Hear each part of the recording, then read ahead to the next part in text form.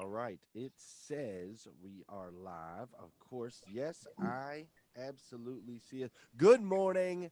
Good morning, everybody. Welcome to hashtag Rise and Grind. It is a Friday morning, Memorial Day weekend. I'm incredibly excited about the weekend that we have ahead because it's going to be off the charts. It's going to be so incredibly busy. For those of you that don't know me, I am a husband to one, a father to six, going on seven, and the general manager at Dan Cummins, a Chevrolet and Buick in Paris, Kentucky, the second largest used car franchise dealership in America.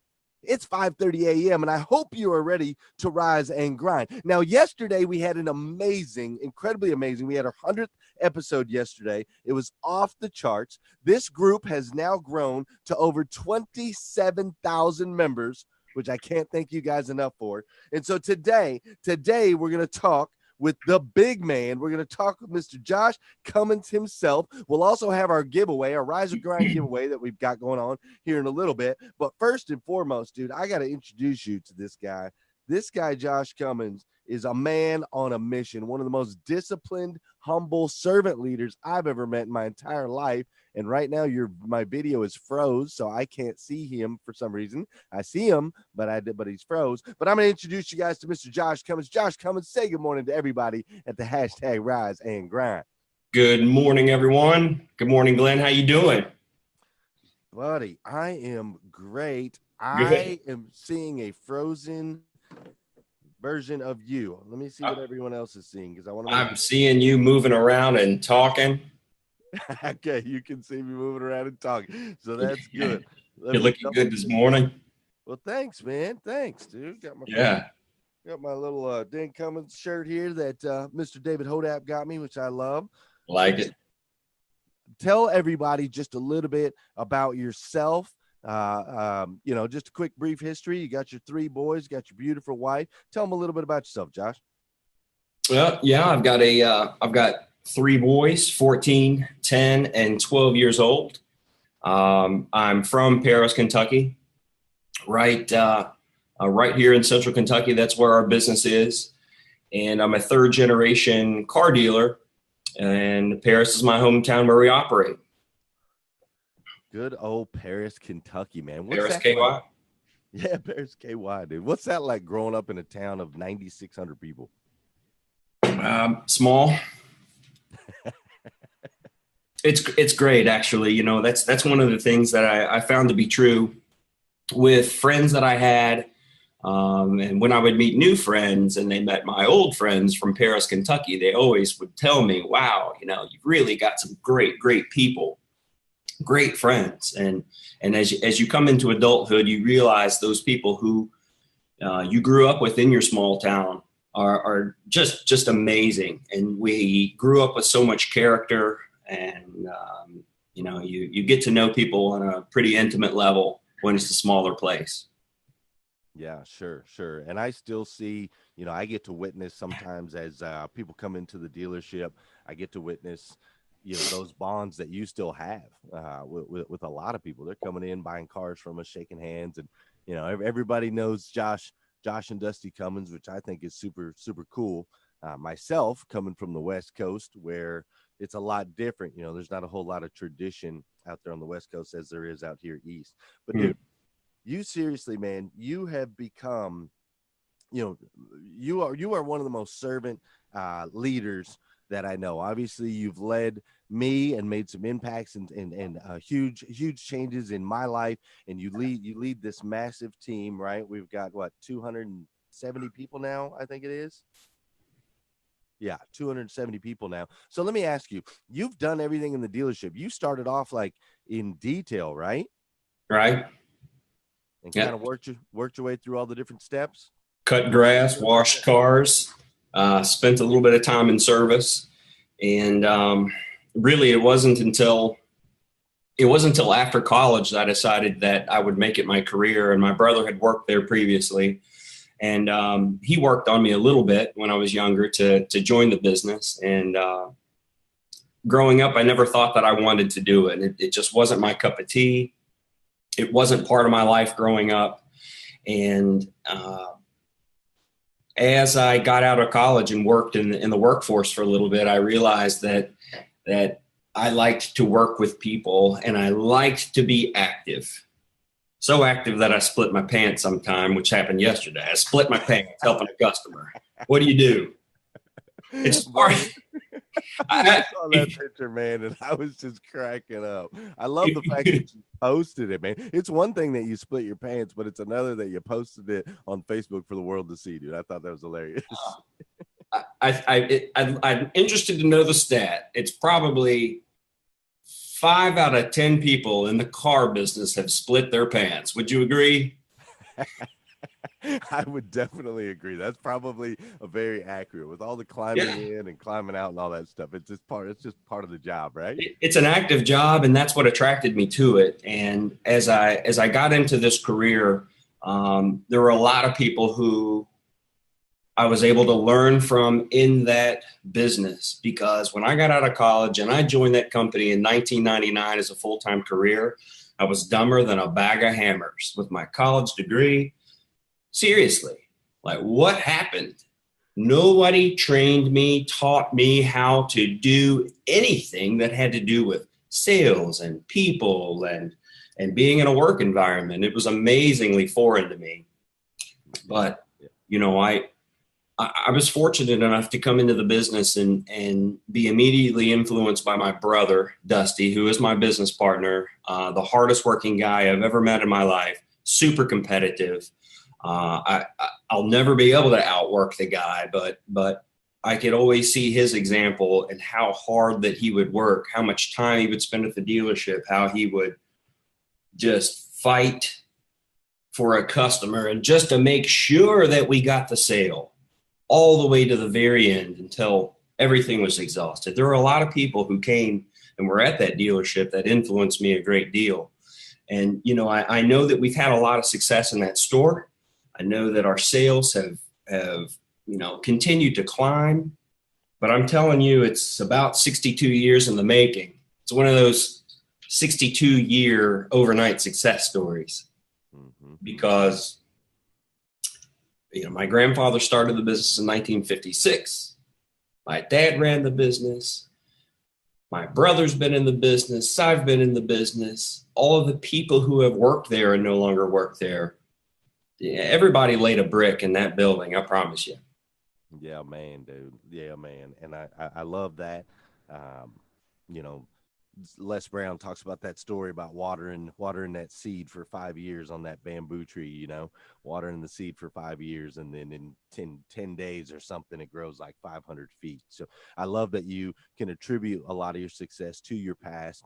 And I love that you honor those that came before you. That's one of the great things that I love about you is it's never look at me and look what I've done. It's always look at everybody and what they're done. Hey, you guys, do me a favor this morning. There are a ton of people that are pouring into this live stream. I'm seeing all these people joining, which is stinking awesome. If you guys will do me a favor, go ahead and hit that share button. Josh Cummins getting on here at 5:30 a.m. It's not an easy thing to do to hop on this show at 5:30 a.m. and mess with people's morning routine. So let's do them a favor. Make sure the Rise and Grind crew, all you guys, make sure to go into the comments, say welcome, say good morning to my good friend Josh Cummins, and also hit that share button. Now, Josh, talking about morning routine, since we just kind of touched on that real quick, you have a pretty strenuous morning routine. I see you at the gym. I see you over at Proof. You're always freaking killing it. You're in great shape. Now, obviously, you've got a large dealership to run. You've got your family to take care of. What does your morning routine kind of look like? How do you get your day going every day?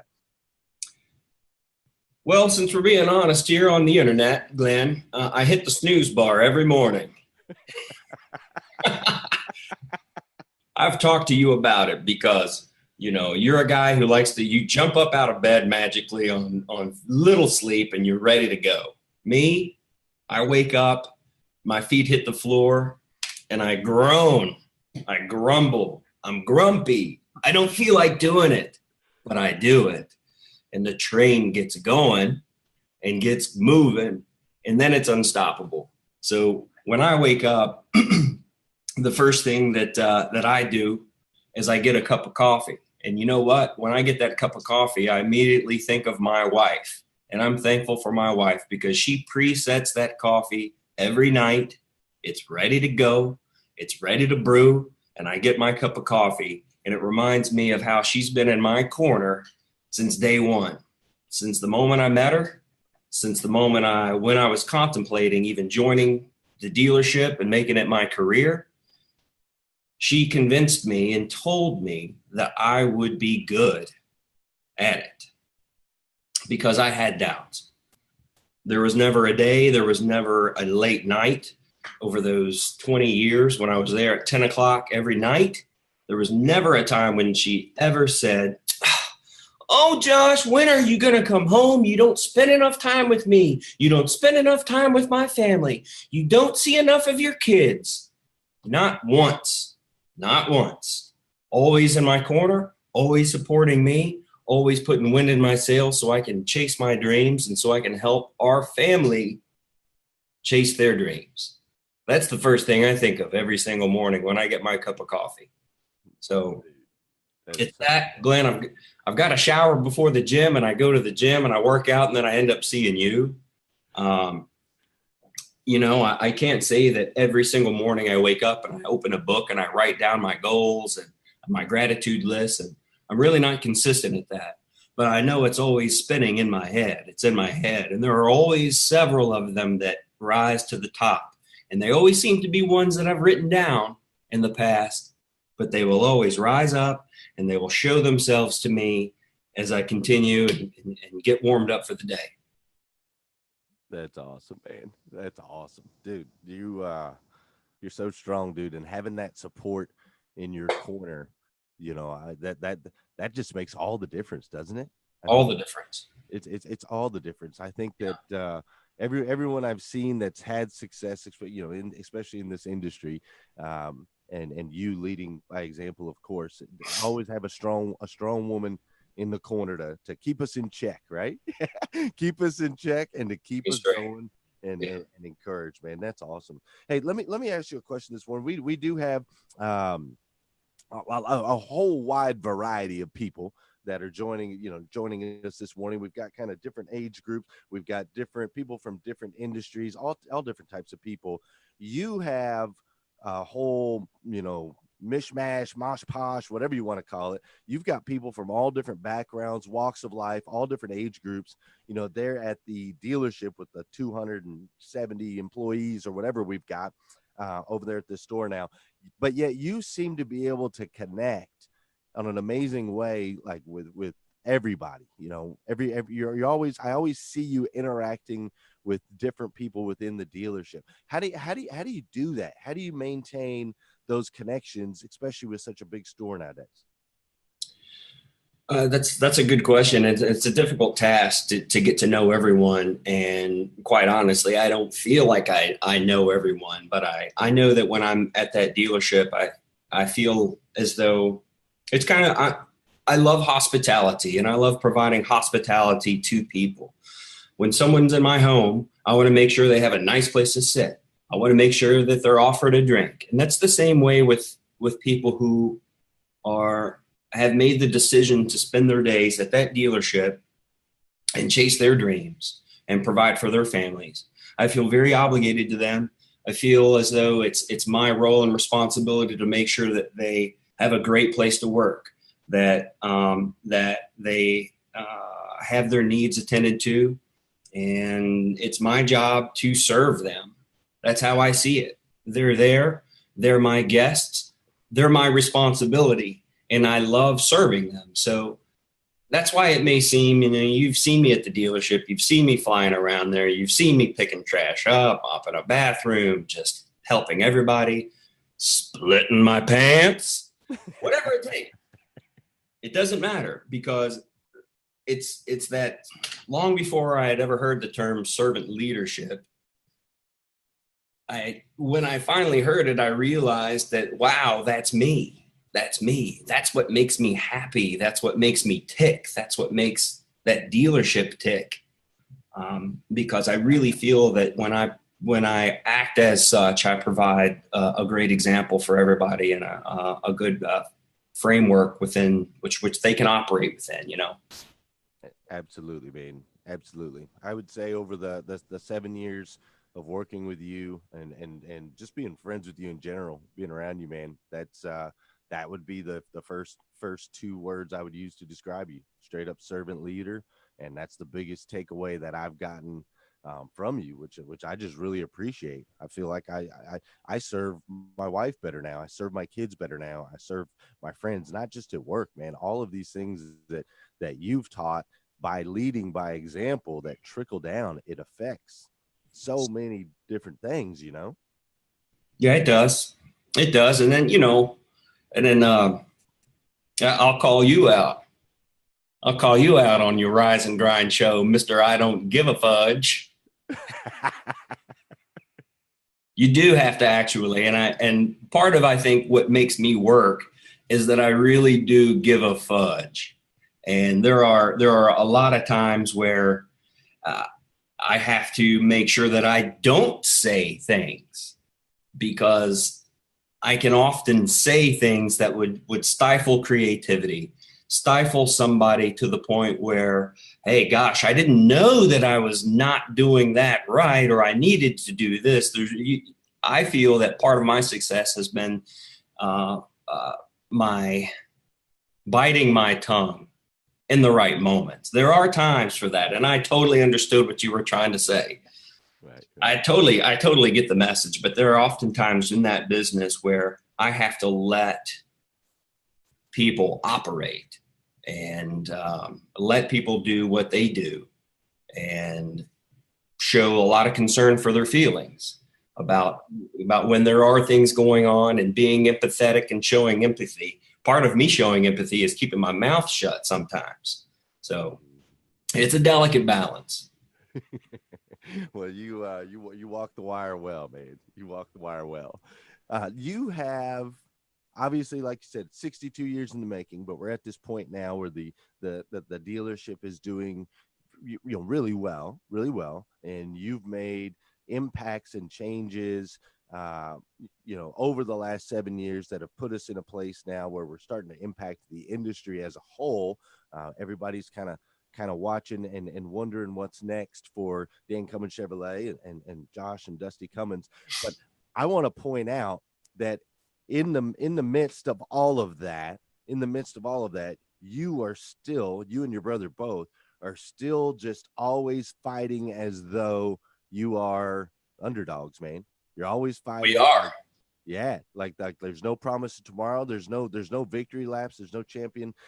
Where does that come from, and why do you think that is important for any business or for anybody going forward? I think it's super important, and that's one of the things that um, that's one of the things that I credit my brother for a lot is that he's a scrapper. He absolutely does not quit. We always have this competitive nature about us. We know that everybody is trying to grow their own business. We're trying to grow our business. We're trying to pay attention to the details because the details matter. The service that you provide matters. We have to stay on top of those things and make sure that we stand out. And we have that underdog mentality because, quite frankly, I like being an underdog. I always root for the underdog. I'm competitive with myself. I've found that to be something that works for me in all aspects, whether I'm out on a run and I'm competing, or I'm at the dealership and I'm working, or it's almost as though we can create our own little game about it. You compete against yourself, you compete against everybody, and it's critical. Yeah, man. Yeah, man. Constantly competing against ourselves. I think that's incredibly Constant. important. Well, shoot, man, we've already run 20 minutes out just like that because that's pretty much what happens. It goes so super fast, but we're going to run just a little bit late because I want to ask you two more things. Well, I want to ask you one thing, and then I'm going to need you to give us a 2 minute takeaway. I'm going to need you to give us some practical application, something for the people. But real quick, before we get into that, I do want to ask you no, let's go with this one right here. All right, what is your favorite thing, like your favorite as far as being the owner of Dan Cummins? What's your favorite part, and what's your least favorite part? Oh, my least favorite part is firing somebody. Mm-hmm. That's never good. And I think that the biggest thing that over the years that I've learned, and I've had to part ways with people who I had worked with a long time, who we spend all of our time together at that dealership. I mean, it's not though, hey, I'm a guy who comes in at 8, leaves at noon, and these are some people who work there. You know, we spend 12 hours a day, 10 hours a day with one another, and it's been difficult to part ways with people who I have considered friends. That's been probably the worst part about it, but the best part is also seeing all those people succeed because of those decisions, because I made decisions on behalf of everyone else who works there to make those tough decisions so that they have a better opportunity to succeed and a better opportunity to provide for their families and to be in a healthy environment. We have standards at that dealership that we uphold, and it's part of preserving the culture of that dealership. When that erodes away, sales fall off. You have animosity, and everything goes. So that's the best part about it. Awesome, man. Awesome. Well, Josh, I can't thank you enough for joining us on the show. I do know that your morning routines are a little different than mine. And so I really appreciate you hopping on here at 5:30 a.m. I really do. And I know everybody else in here does. There's comments like going up through this thing like crazy, so it's nuts. So we've got the 2-minute takeaway. The end of every show, we like to do a 2-minute takeaway, just something practical, something that you can share that maybe they can apply today, next week, next month, something like that. So the floor is yours, sir. What would be your 2-minute takeaway for today? 2-minute takeaway. You know, I think that everybody, when they walk out the front door today and they put on those shoes, you've got to remember something. And that is, you didn't make those shoes. You didn't create what's around you. There are so many people who have come before us to lay the groundwork for what we do every single day. In my personal story, it's my grandfather, it's my father, it's my mother, it's my brother, it's all of the managers who I've had, all of these people who came before me, laying those bricks and foundations to create a business and to give me an opportunity and everyone else an opportunity to have success. Whether you want to apply that to your life and think about Jesus Christ and what he did for you to lay the groundwork so you can have what you have and live how you live and have family and failure and everything. You know, you can think of it however you want to. Whether you want to apply it, it's probably appropriate for Memorial Day weekend. All of the people who came before us and died so that we have opportunity, so that we can raise our families and wonderful environments. You just have to keep that in mind. And that really puts you in a position of making sure that you realize that is not a one-man show. We've got 270 people there who are responsible at that dealership for our success. We lean on one another. When there's a breakdown, everybody breaks down. So it's a collective thing. And that applies to really every aspect of my life and most of our lives. So that's really the biggest thing that I want people to remember. And it's just perspective, Glenn. It's perspective that nothing is ours. Wow, dude. That is strong. I love it.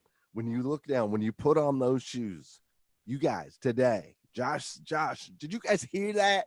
When you put on those shoes, look down and realize you didn't make those shoes, man. The people that came before you, the opportunities that you're given, Jesus himself laying it down on the Christ, or on the cross. I said on the Christ, laying it down on the cross. Dude, that's powerful. That's an amazing 2-minute takeaway. I truly, truly appreciate that. That's stinking awesome. You guys give it up for my man, Josh Cummins. Throw him in the comments. Tell him that you love him. Thank him for being in here today. Hit that share button because that share button's awesome. And it's the best way to say thanks for people getting up and doing the things that we do to reach out here. Josh, I'm just going to say thank you, and then I'm going to sign off. But I just want to say thank you and give you an opportunity real quick, pop back up on the screen the way this works, to say goodbye to the audience, and then I'll sign us out of here. Thank you very much. Have a great day. I appreciate it. All right, man. I'll see you in a little bit. Hey, guys, it is going to be an incredible weekend. We've got the Memorial Day weekend event going on over at Dan Cummins, which I'm super, super excited about. I hope you guys have a powerful, powerful weekend. If you need more episodes of Rise and Grind, you can go to glennlundy.com. If you need more Rise and Grind gear, go to glennlundy.com. If you're ready to see Josh Cummins himself speaking at the hashtag Rise and Grind event, because Josh will be up there on the stage, then go get your tickets at glennlundy.com and just have a killer day today. Remember that you are an amazing human being. Josh Cummins, you, sir, are one amazing human being, dude, for real. Like, all stuff aside. And I'm so thankful to have you in my life. You're this just unique individual, man, Thanks, created by Glenn. God. Yeah, man, just incredible. You're impactful and you're amazing. And you guys that are here in the Rise and Grind, you guys are amazing. So go out there, continue to push the positivity, continue to make an impact on people's lives, on your coworkers, on your family members, on everyone around you. And if no one has told you yet today, Josh, because your family's probably still alive or well asleep. So if nobody's told you that today, I want to be the first one to let you know, brother. I absolutely love you. Absolutely love you, man. All right. You guys have a great day. We're going to sign on out of here. See ya. See you.